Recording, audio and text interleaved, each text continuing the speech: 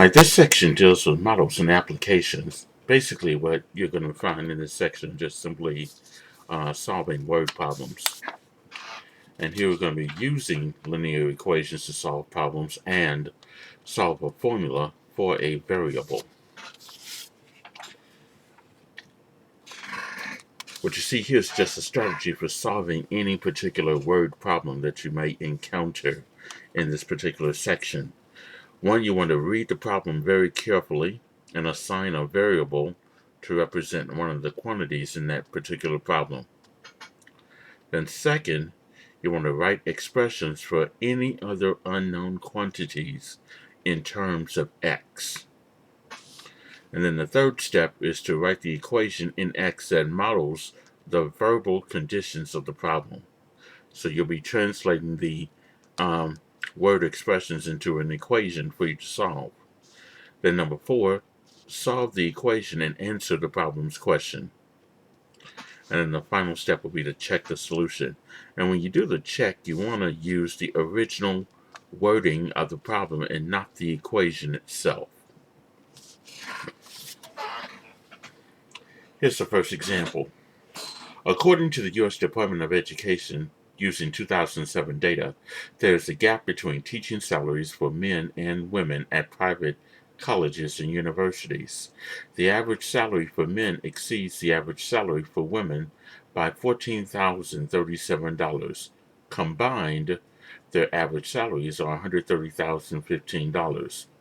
Determine the average teaching salaries at private colleges for women and for men. Now, as you can see, that's a lot of wording, but we can take some of the bits and pieces of this particular word problem and translate that into an equation. Now, the first thing we need to do here is let x be one of the unknowns.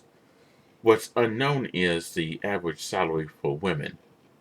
We know that the average salary for men exceeds the average salary for women by $14,037. So here's what I'm going to do. I'm going to let x be the average salary for women.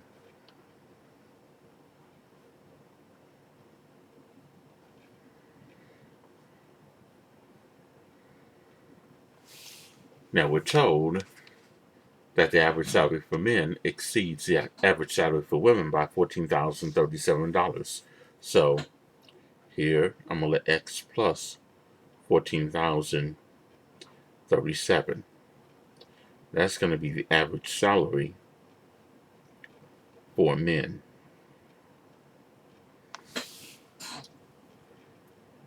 Okay, now there is something else in that sentence that we already know. If we combine the average salary for women and the average salary for men, their total salaries will be $130,015. Okay, so we can write that as an equation. The average salary for women, that's x, plus the average salary for men, that's x plus 14,037. That's going to equal 130,015. So as you can see here, we have an equation that we can easily solve for x. Okay, so here we translated that word sentence or that word problem into an equation. Now let's go ahead and solve this equation. I got 1x and another 1x, that's 2x.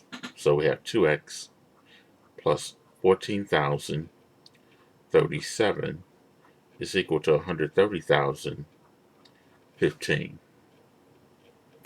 And then to get 2x by itself, we're adding $14,037. We need to subtract $14,037 on both sides of this equation. So now we're going to have 2x, and if we subtract, do 130,015 minus 14,037, that'd be 115,978. And then we can divide both sides by 2 to get the x by itself, which means that x then will be equal to 57,989. Now that $57,989, by the way, represents the average salary for women.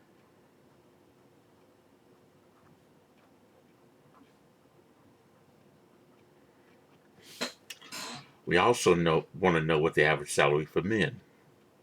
Well, we let X plus 14,037 be the average salary for men. And we know X is 57,989. So if you add that to the 14,037, you'll get the average salary for men, which is $72,026. So that 72,026 represents the average salary for men.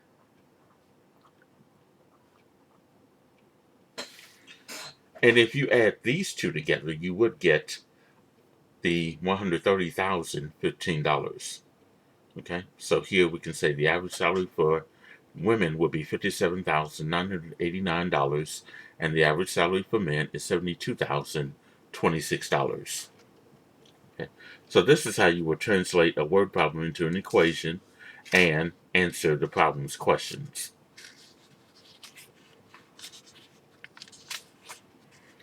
Okay, here's another problem. Let's say in this case that the freshman class of 2006 were less interested in developing a philosophy of life than the freshmen of 1969 have been.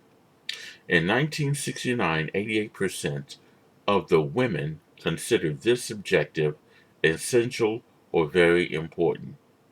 Since then, this percentage has decreased by approximately 1.1 each year.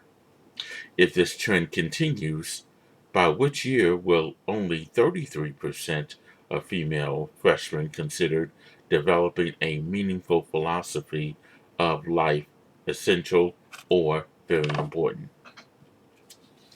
Okay, a lot of words, but we can translate this into an equation. Okay, so here what I'm going to do, I'm going to let X represent the freshman class of 2006. I'll just say freshman 2006. And that represents the freshman class who consider the objective developing a meaningful philosophy of life very important or essential. Okay. Now, so we'll let X be the freshman class of 2006.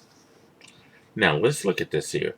It started out as 88% of women considering that objective essential or very important back in 1969 and has decreased 1.1% each year. We can translate that as, let's see, 88 minus 1.1. And this shouldn't be freshman in 2006, this should be years after 1969. We'll say that. So now you got 88 minus 1.1x. And then it's decreasing because that represents the fact that it's decreasing 1.1% each year since 1969. And then we want to find out what year with 33%. So that's why I let X be the years after 1969. And notice we have an equation here. 88 minus 1.1x is equal to 33. Now we need to solve this equation.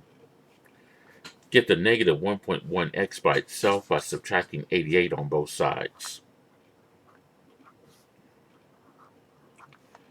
And when we do that, we're going to have negative 1.1x equals to negative 55.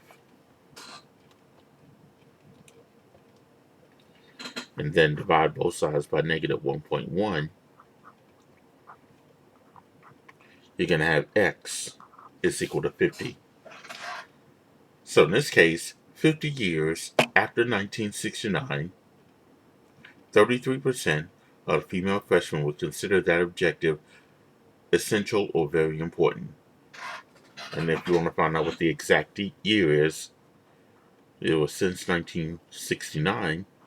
Add 50 years to that, it'll be by the year 2019 that 33% of the freshman women will consider that objective very important or essential. Okay. All right, now let's look at another problem. You're choosing a plan. You're choosing between two long-distance telephone plans. Well, Plan A has a monthly fee of $15 with a charge of 8 cents per minute for all long-distance calls. Plan B has a monthly fee of $3 with a charge of 12 cents per minute for all long-distance calls. For how many minutes of long-distance calls will the cost for the two plans be the same? Okay, so let's look at Plan A and Plan B and translate those into equations.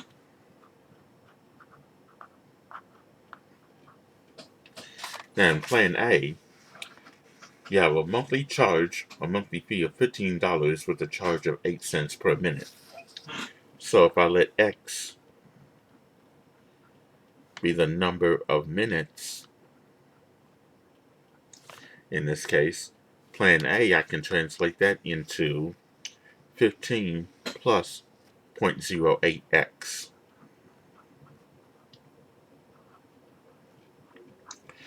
Because it's $15 plus 8 cents per minute. So we translate that into a algebraic expression. Now let's look at Plan B. In that problem, Plan B has a monthly fee of $3 with a charge of 12 cents per minute. So let's translate that as 3 plus 0.12x. So we translate that into an algebraic expression. Now the question is, for how many minutes of long distance calls will the cost for the two plans be the same? So in other words, we want to find out how many minutes where the cost of Plan A equals the cost of Plan B.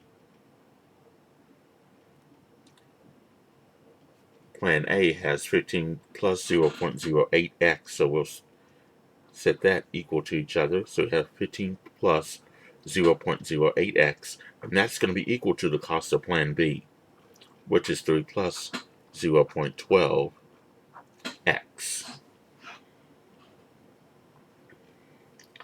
Now we need to solve this equation, get the variables on one side and the numerical terms on the other side.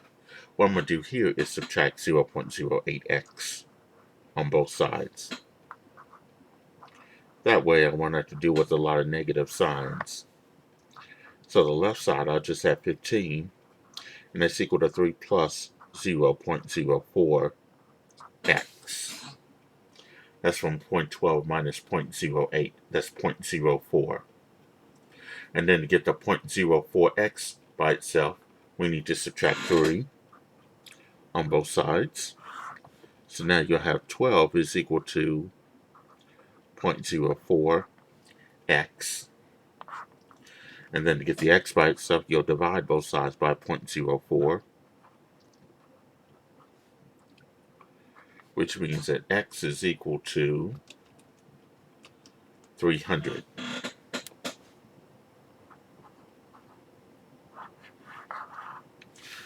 Okay, so here it would take 300 minutes for the cost of Plan A and the cost of Plan B to be the same. And you can check by doing 300 times 8 cents a minute. And that will give you, I think, $24. Plus the 15 will be 39. And then 12 cents times 300, that'll give you $36 plus 3, which is also $39. So here at 300 minutes, the cost of Plan A will be the same as the cost for Plan B.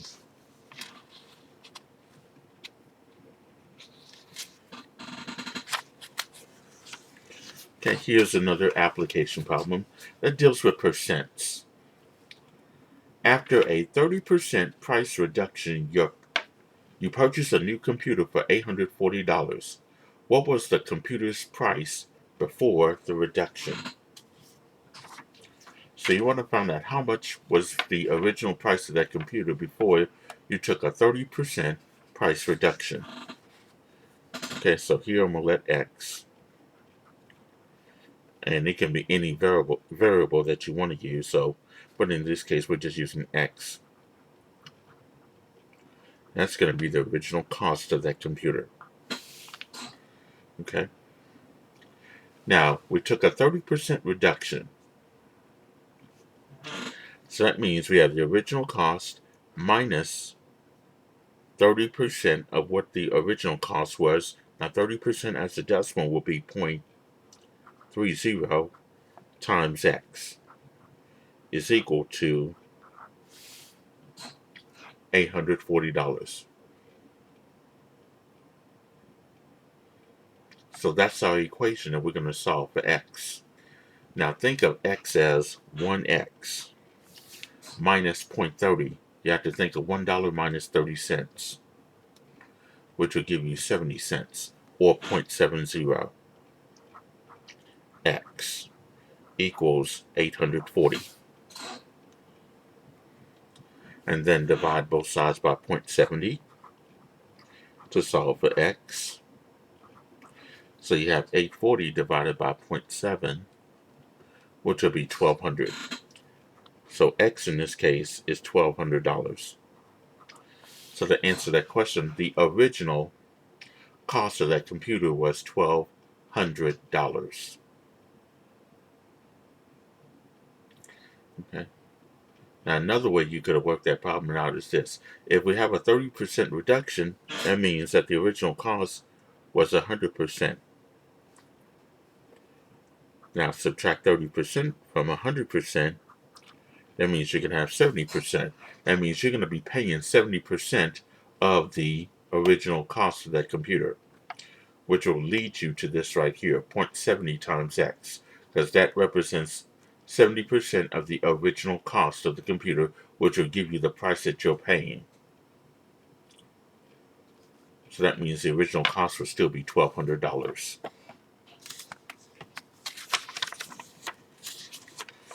Okay, and here's another problem that deals with, this one deals with perimeter. And you have to be familiar with the formula for finding the perimeter of any rectangle in order to solve this particular problem. The length of a rectangular basketball court is 44 feet more than the width. If the perimeter of the basketball court is 288 feet, what are its dimensions?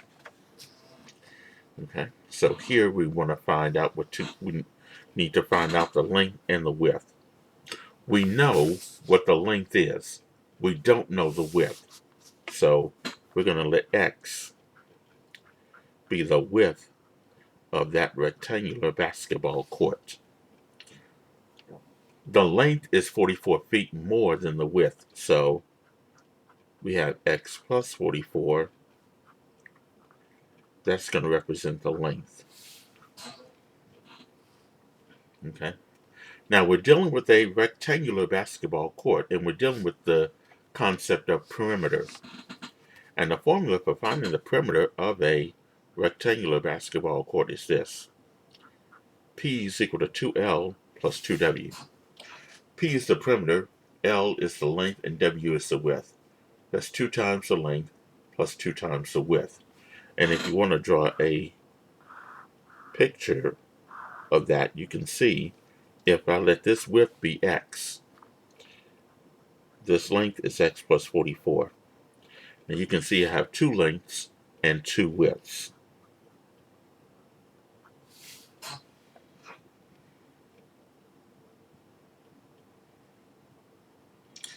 Now in this case here, let's substitute here. The perimeter is 288 feet. So we're going to have 288, and that's equal to 2 times the length, which is represented by X plus 44. So I'm going to have 2 parentheses X plus 44, plus the width is represented by X, so that's going to be 2 times X. Now we want to remove the parentheses and combine some like terms here. So here, 288, that's equal to 2 times x, that's 2x, plus 2 times 44, that's 88, plus 2x. And then I want to combine like terms. 2x and 2x, that's 4x. So this will be 288 is equal to 4x plus 88. And then to get that 4x by itself, I'm adding 88, so I want to subtract 88 from both sides. So now I'm going to have 4x is equal to 200. And then to get the x by itself, I need to divide both sides by 4. That means that x is equal to 50. Now that x equals to 50 represents the width, because we let x be the width of this rectangular basketball court. Now to find the length, we just add 44 to it, because x plus 44 was your length. And x is 50, so 50 plus 44 is simply 94. So the dimensions of this rectangular basketball court is going to be 50 feet by 94 feet. And that's the symbol for feet.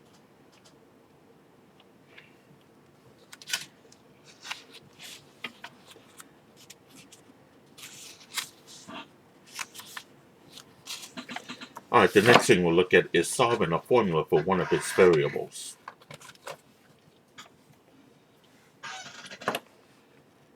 Now, when we solve a formula for a variable, that means just rewriting the formula so that the variable is isolated on one side of the equation. It does not mean that we're going to obtain a numerical value for that variable. We're simply rewriting the formula in a different way so that the variable is going to be isolated on one side of the equation. And to look at this particular example, here we want to solve for the formula P is equal to 2L plus 2W, 4W. That's the old familiar formula for finding the perimeter of a rectangle. 2 times the length plus 2 times the width. And we're solving that equation for W. That means we want to get the W by itself right here. That means these other terms have to be placed on the opposite side of the equation. Okay? Because we take 2 times the width and then plus 2L. Let's move the 2L over to where the P is by subtracting 2L on both sides. And when we do that, the left side, we're just going to rewrite this as P minus 2L. And that's equal to 2W. Okay. Notice there's no like terms to combine here, so you just have to rewrite it as is. And then we want to get rid of the 2 in front of that W. Let's divide both sides by 2. So here we're going to have W is equal to, and we're just going to leave this as P minus 2L, and the whole thing is going to be over 2. Okay. So that's the equation, or another way of writing this particular perimeter of a rectangle, perimeter formula for a rectangle. Okay, when you want to find out what the width is, it'll be P minus 2L divided by 2.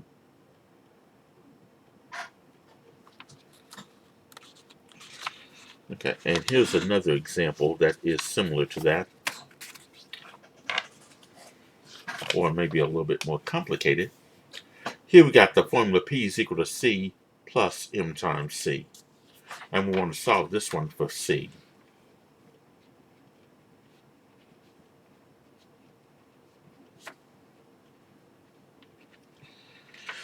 Okay, now this one's a little bit tricky because we got a C here and a C here. That's the common factor that's in both of these terms. So this is what I'm going to do. I'm going to pull out the C as a common factor because it's here and in M times C. And then I'm going to divide to get what's inside the parentheses here. C divided by C is going to be 1 plus MC divided by C would be M. And this is 1 plus M in the parentheses. So I have P is equal to C times 1 plus M. Now I can easily get C by itself. It's multiplied by 1 plus M, so let's divide both sides by 1 plus M. So here I'm going to have C by itself because these 1 plus M's, those are gone. On the left side, I'll just rewrite this as P over 1 plus M. And that's as far as I can go with that problem.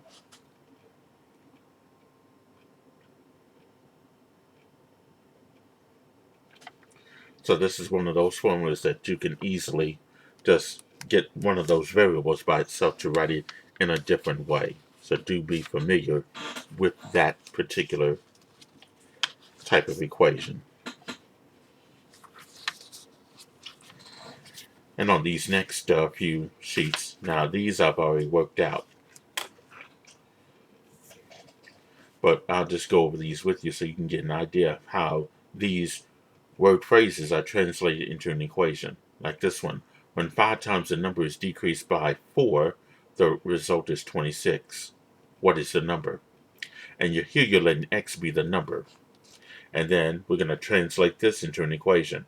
5 times a number, that's 5x, is decreased by, means subtraction, 4, so that's 5x minus 4. The result is that's your equal sign, 26. So here's the equation. 5x minus 4 equals to 26. And then we're going to solve this equation, 4x, by adding 4 on both sides to get that 5x by itself. So that means we're going to have 5x is equal to 30. And then to get the x by itself, you want to divide both sides by 5 to get x is equal to 6. So the number that we're looking for is 6. And you can check by just simply doing this. If you take 5 times 6, you're going to get 30. If it's decreased by 4, you're going to get 26. So x equals 6 will be the solution.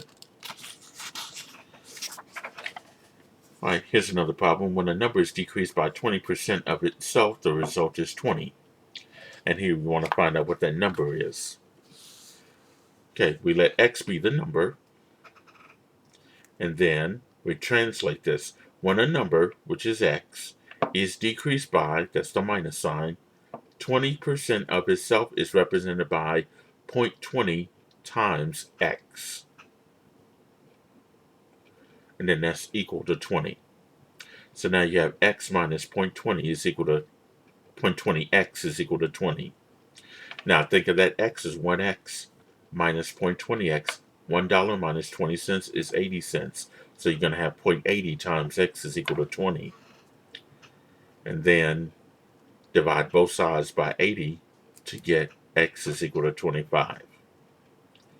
And the way you can check that is take the number 25 and then you do 20% of 25, which is in this case 5, and then 5 from 25 will give you 20. So x equals 25 is the solution to that equation. And here's another example. When 60% of a number is added to the number, the result is 192. So here again, you're letting x be the number. 60% of that number will be 0.60 times x, and it's added to that same number, so plus x is equal to 192. Again, the x has a 1x is 1x, so 1 plus 0.60 is 1.60. X equals to 192. Divide that by 1.60, you're going to get x is equal to 120. Okay. Now, if you take 60% of 120, you're going to get 72. Add 72 to the 120, you're going to get the 192. So x equals 120 is the solution to that equation. Okay, this one should be quite familiar. 70% of what number is 224? 70% of what number is 224? Let x equal the number. 70% of that number will be 0.70 times x, and that's equal to 224. And here you divide that both sides by 0.70, you're going to get 320. So we can say that 70% of 320, if you work that out, you'll get the 224. So that missing number is 320, which is your x. And one number exceeds another number by 26. The sum of their numbers is 64. So here we want to find out what those numbers are. Okay, so here's what we're going to do. We're letting the first number be x, and if another number exceeds that, if one number exceeds another by 26, then that second number will have to be represented by x plus 26. And then the sum of the two numbers is 64, so the first number, which is x, plus the second number, x plus 26, that's equal to 64. So here we can find out what those numbers are. Add 1x and another 1x, that's 2x, plus 26 is equal to 64. And then subtract 26 on both sides. To get the 2x by itself, you're going to get 2x is equal to 38. And then divide both sides by 2 to get the x by itself, you'll get x is equal to 19. Now x equals 19 represents the first number. The second number, you have to add 26 to it. That's x plus 26, which is represented by the second number. And if x is 19, 19 plus 26 will give you 45, which is the second number. So the two numbers that we're looking for are 19 and 45. And by the way, if you add 19 and 45 together, you'll get the sum of the two numbers, which is 64. Okay. All right, and that will do it for this particular section on models and applications.